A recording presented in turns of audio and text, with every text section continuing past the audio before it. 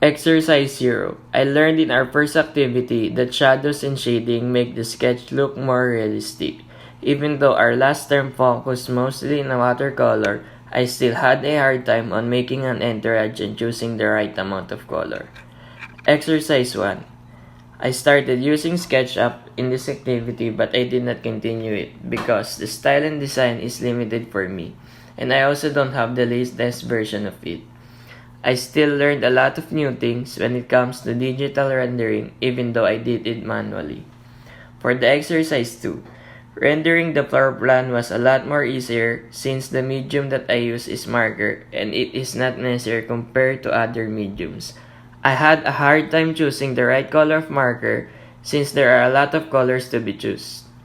What I learned from this activity is the right amount of color and layering of marker is important. Plate number 1. For plate 1, I had a hard time making the shadows of the furnitures and the plants.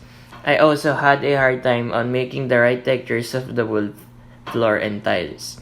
I think controlling the stroke of your medium is one key of rendering. For the plate number 2, I overused the watercolor which made it look rumpled and messy.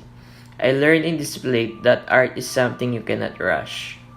For plate number 3, making net sheets was not new to me. I was really into making model houses and robots using cardboards when I was a kid.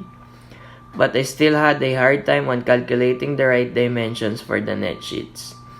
As for the final plate, I had a hard time on choosing the right materials that I will be using for the parts of the model.